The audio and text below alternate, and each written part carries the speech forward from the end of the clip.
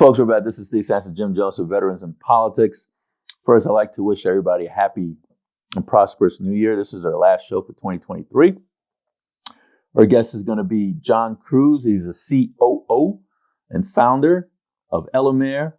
And before we get to Mr. Cruz, Jim, you have any rants? You should have a whole bunch of rants. Nah, actually, I'm just going to make it real quick. Due to technical difficulties, I'm going to make sure that I don't get too timely on this one. So we've had this happen in previous administrations, so I'm not just blaming it on the Biden administration on this one. But so there is an immigrant caravan that is headed for the southern border of the United States and headed through Mexico, and it came in through Guatemala.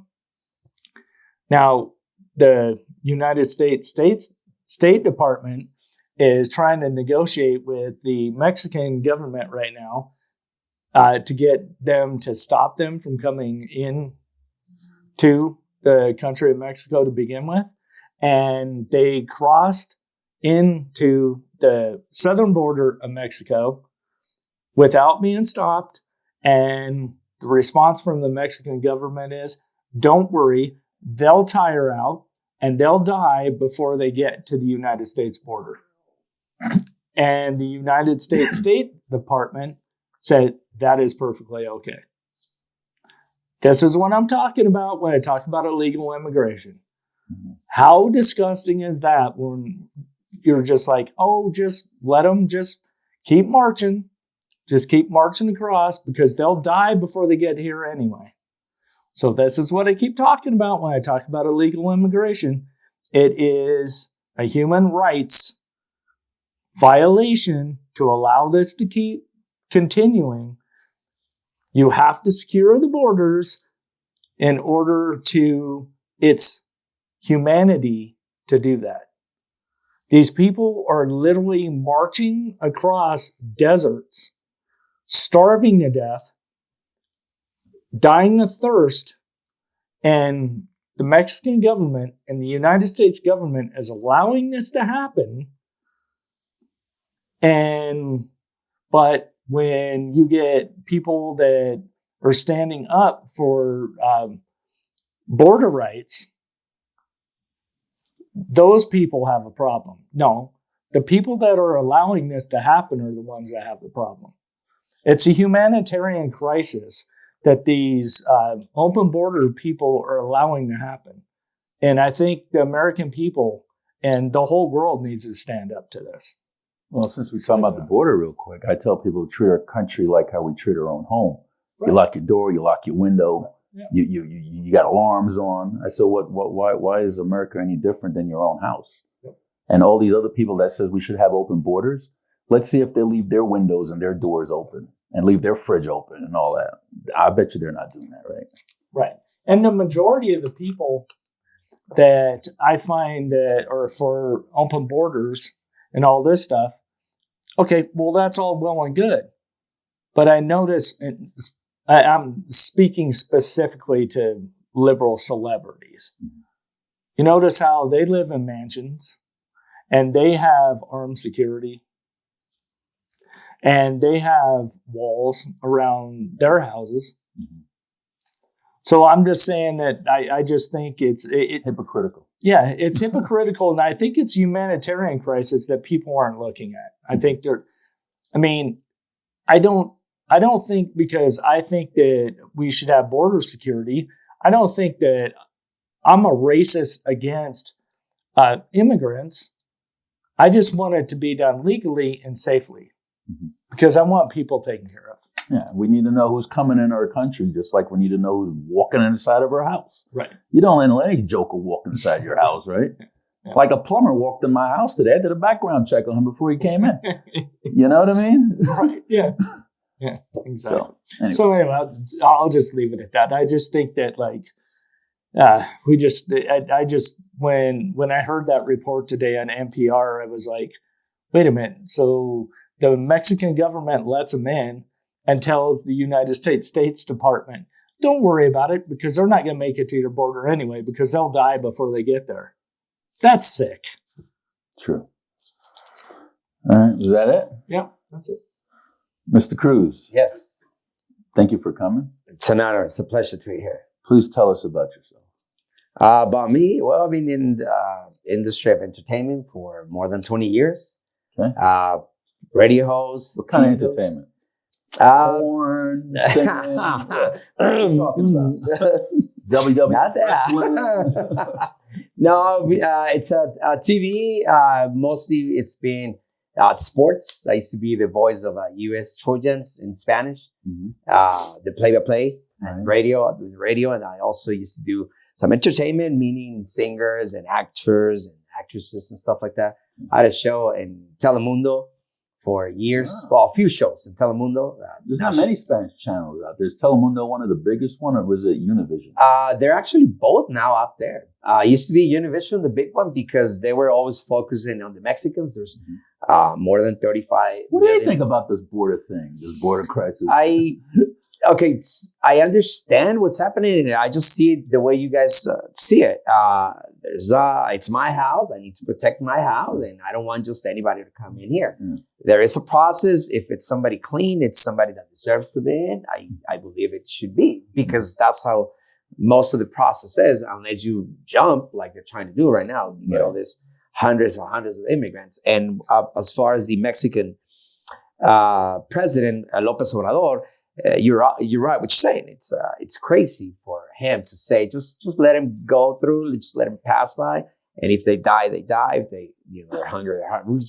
That's real empathetic, isn't it? It is actually. Can I just take a minute just to let you know why sometimes there's the Central American and hate so much the Mexicans is because usually the Mexicans they call wetbacks, right? Well, these guys are called 3 times wetbacks because they have to go to 3 different countries in order to get to America.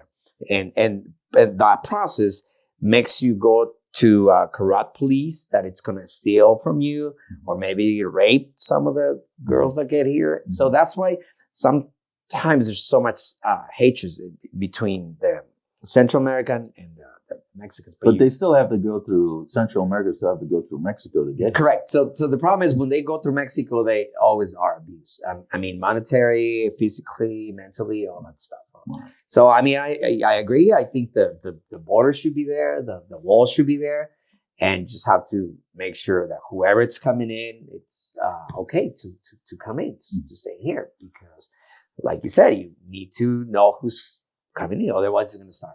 So let me ask you this question real quick. And I mean, I'm not trying to take away, but this border thing is really big with me. So one of the things is, now I don't necessarily have a problem with us building wall. Mm-hmm. Okay. Because I think it's necessary in certain areas.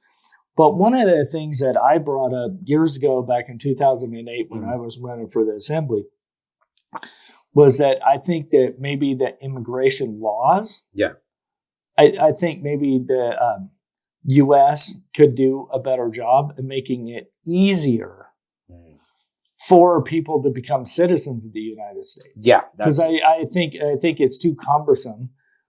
I think they have to pay too much. There's too many loopholes to go through. I think maybe it would be easier or be better off if we had an easier pathway to citizenship, if that makes sense. That makes a lot of sense, yeah. Especially for the Mexicans. If you're Mexicans, you're like right next door, you have to wait 12 years, 18 years, 20 years to get your green card. Right. And if you're from another country, it's depending on how many are applying, it's a lot less. Guatemalan, has to wait 4 years, 5 years. Oh. Mexican has to wait up to 20 years. Well, why is that? Because there's too many applicants, and there's easier for the Mexicans just to jump the border and then go back. So that's how they see it. And again, it's and there was many that were saying that they a lot of immigrants come here and then they send the money abroad back to their home country. The money doesn't stay in America. I mean, right now with the globalization, it's okay. It's good because Mexico, South America, Central America, they actually consume a lot of the American product. So in fact, if there's no money from here to there, they're not going to be buying whatever product American it's on that side. I mean, Right. it in a way it makes sense, but that's you basically support that. Please continue with your bio. Well, so again, it's like I say, I've been doing this for years and years. I always wanted to be in communications, so I started communications. I graduated communications. I started working for radio. That was my first job as an entertainer. And again, I was doing sports. Then from there, I started jumping to television, and in television, I was doing more entertainment. When I moved here to Vegas, that's actually what happened. Everything was shut down in California, and everything means everything. And I had a show in Knott's Berry Farm for about 10 years, dancing, doing magic for the children, singing, all that stuff. But again, they shut down. So I came here because they offered me to work at a Spanish radio station. They gave me the show. Like, Which one? let's go. It's a Fiesta 98.1. And my show was called El Circo. And it was all about jokes and singing and doing different voices and stuff like that, which I do. I do different characters. Really? I used to work for Disney doing that voice. And then in Spanish too. Hola amigos, soy Mickey Mouse. Bienvenidos a Disneylandia. Stuff like that. Or all this stuff. Muy bien, muchachito. A ver, venga para acá. ¿Qué pasó, Marino? ¿Qué hacemos? Stuff like that. So I used to do voices like that. So I stopped. Because of Ellumiere. I always had this company, but I always needed something was missing on my entertainment part. I always work as an entertainer, but I always had also my plan B, which was productions, lighting, sound. I've been a DJ for many years. I used to DJ for EDC, for Main for 100, for Life is Beautiful. I heard in EDC they hardly wear any clothes. Is that true? That's true. Most, not the I've DJs. never been to one. Not the DJs. I need to go to one. Oh my God, nah. I got to put it on my bucket list. You should go. Yeah. But it's there are almost no clothes, and there's a lot of drugs, man. There's a lot of, even though they're not supposed to sell alcohol because there's a lot of minors. It is I not. thought it was 18 and above to get in, no? Even it's supposed to be that, but there's a lot of 15, 16 that they look 18s, 20s, 19s, but yeah, it's not. I used to work for Red Bull. Can I say brands? Yeah. Okay, so I was there doing their logistics for 3 years. So we used to do so many events, and I did EDC many times. So it's okay, it's entertaining, but it's not good for your children. It is not good for your kids. I would really be worried about my kids going to. And I have nothing against EDC. I actually been a DJ, but the whole thing around that, it's Right. different. Age appropriate, definitely. Yeah, but again, it's like some of these kids die because they have just enough money for the ticket. They can't buy a water. A water is $10, and they just once they get those drugs, your body needs to be hydrated and all that ecstasy. Oh, dude, it's not. Say no to drugs. Say no to drugs. Yeah, no, say no to drugs. Well, and so then moving here, I met Celia Garcia, Ellumiere. She's the owner. She's the creator. She's the mind of Ellumiere. And Is that beautiful young lady I saw you with? Yes. Okay. So she is so hard worker. She started as a model, but then she became entrepreneur, and she started then hiring all these girls. And she's always been a leader. Right. She's real smart, and she's really outgoing. And that's how Ellumiere was created. With time, what does Ellumiere mean, by the way? Giving light. Giving light. Light. Okay. So she wants to give, when you give somebody a job, you give light to that person. You're putting food on their table. Give them light or life? Light. Light. Okay. Loose. Okay. Loose. Okay. So, and again, she's the creator. She's the mind behind it. And she's been working so hard for this company. I ended up being lucky. I met her. And the only thing she didn't have was the production side. That's why I'm the chief of operations. Okay. So I do all the operation stuff. Like logistics?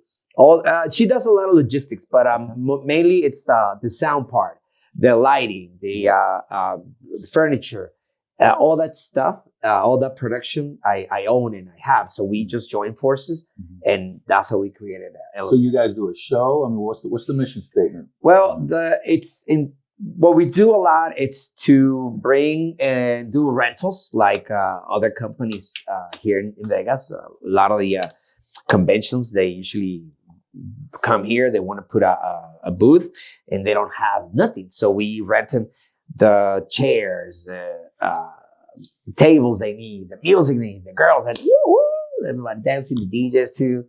So if I needed to put together an event, yes, and I needed tables and chairs and models and DJs, so you're like a one-stop shop. One-stop shop. I go to you and I say, hey, this is what I want to do, and then you put it all together. Yes, I'm ready. And again, since I got a Valentine's Day ball coming up. Oh, there you go. Let's do it. Let's do it. Seriously. I mean, like I said, that's another thing I forgot to mention. The Valentine's Day ball is at South Point on February 3rd, Saturday, between 5 and 11. Orleans. Oh, South Point. South Point. South. We switched it back? Yeah. Where you been? It's been all over social media, South Point. Wyoming. It's been all over social media, South Point, for the past 2 weeks. Yeah.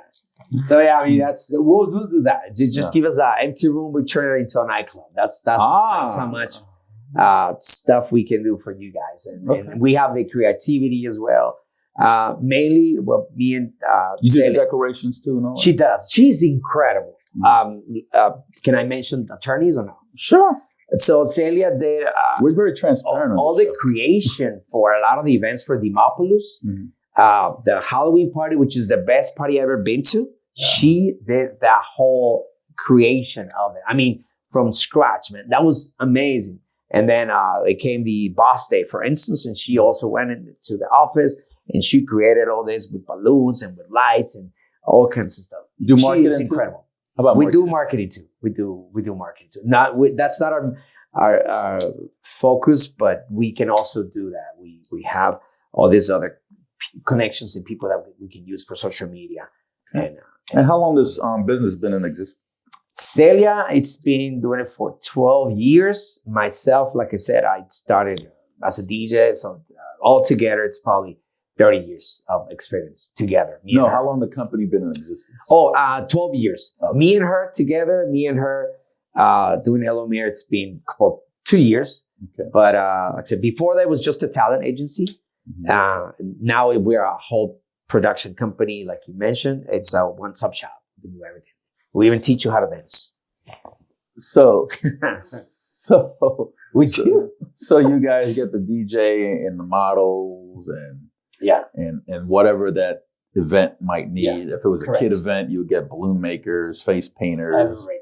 And again, Celia has all these connections with the circus people, steel walkers, just name it. Those lollipop girls that you can see in some of the shows in town. Sounds like a lot of moving parts. It is 1,000 moving parts. And just to say it clear, and that's how much I admire Celia. Like seriously, me and her, of course, more people, but put together a whole convention. A whole convention. I'm talking about the whole production, the whole logistics. 34 different booths that they all needed, whatever, models, lights, tables, all that stuff we put together. That was incredible, Titanic stuff that we put up together. Not just me, but I'm just want to give her a lot of the credit because it's not easy to do that. Right. So especially being a woman. So what's the basic price for stuff like this? Again, it all depends on what you need. We usually don't give prices until we do a walkthrough. We go there. I mean, it makes no sense for me to just throw average. What's the most for? Tell me, just give me one event because every event it's different. Right. Let's say we did at the Blue Martini. Okay. For all the little stuff we brought, the red carpet, the Stephen McPee, stanchions, robes, the models, girls, the models, all that stuff. That is $4,000. Okay. Average $4,000. I see. But again, it can go from 4,000. You can go up to 10,000, 12,000, Right, 20,000. right. Yeah, it's depending on what you need. Especially Vegas is very expensive. Once you start going into the casinos or on the convention centers, oh my God, it gets too expensive because they have union people. Right. And that is a lot of money. So if I came to you and I Yeah. say, hey, John, I need this divorce party put together. Divorce. Why did you say divorce? It's gonna be at the Wynn in one of those suites. Oh, Decoration, girls put together. How Yeah. much would something like that cost? At the Wynn, one of those. I mean, how many people are you expecting? 20 of my clothes. If you get the alcohol from them, that's our price is gonna go low. But if you not, it goes up big time. I would say maybe $15,000-$20,000. Oh shit! I done before Ellumiere. I had a client that used to come. He used to come here from France, and he's friends from Italy and European people, and Holland. It's Netherlands now. These guys used to put together 3 nights. 3 nights. Every night would cost at least $50,000. But they were like requesting really, really exaggerating and crazy stuff that you can only see in Vegas happen. Right. So that's how much people they spend. And just so you know how much money people spend in Vegas, we probably know this, but if not, when I used to work with Red Bull, we used to bring them bars. And there was one small bar called Cash Bar. That one we used to bring a lot to the pool parties. Mm-hmm. Sometimes they'll forget the receipts in there. One table I seen expend $65,000, $80,000. One cabana, one client. That's how much money they on alcohol. On alcohol. That was just alcohol. That's how much money they so spend. You guys bring in rolling bars and you probably get your alcohol wholesale price, right? Yeah, Celia is really good for at you that. to make money. Correct. Yeah. You get the discount. I know I threw a campaign party one time at a cigar place on Las Vegas Boulevard, and my campaign manager got all the alcohol from Bacardi for free. Yeah. So when you know the distributor, sometimes you talk to them and they'll sponsor your event. Yeah. Basically, whatever money you're going to spend, they'll do it for you as long as you have their brand there, and it's worth it for them. Every cent they spend is money worth it for them. So they'll do it. They have the money for that. Okay. Yeah. Very interesting. Jim, you have anything? Actually, not really. No. To be honest with you. Okay. Like I say, we got Google Dancers, Google Box. So, Mr. all kinds of dancers. Anything else that you wanted to add that we haven't covered? No, just want to thank you guys for having me here. Seriously, Happy New Year for everybody. Incredible 2024, and thank you for being our event. Also, that's how we met. Yeah. At the Blue Martini. At the Blue Martini, that was a toy drive. Also trying to help the children, help give back to the community. That's another Celia's ideas. It's not the first year she's been doing it. Which all I want to say. She's not here, but I just want to say that she's the creator and she's the mind behind it, and she deserves credit for that. I'm just another piece in there, but well, John, thanks for coming, and we're gonna zoom in on you, and then you have the final word, whatever you want to say, and maybe a point of contact or anything like that. Okay. All right. Well, again, thank you for being here today. I hope you guys had an amazing 2024. If you ever need somebody to do and create your party from scratch, or if you need some help, just let us know. Number it's 702-423-0118, and you can contact Celia Garcia. 702-423-0118. 702-423-0118. Did I say it 3 times? And I think they got it. They could just rewind if they. Oh, there you go. Well, John, thank you so much for coming on the program, Jim. It's a pleasure. Folks, that's John Cruz, the CEO and founder of Ellumiere. If you want a great party put together from scratch, just call them up and they'll get your party going. So you could get your drink on or your smoke on. You do smoke too? No smoke. Get your drink on, and maybe they got farm out the dispensary. Yeah. Hookah. You do hookah? Yeah, You do hookah. we do. And I want to wish everybody a happy new year and a safe 2024. This is the last show of Veterans in Politics for 2023.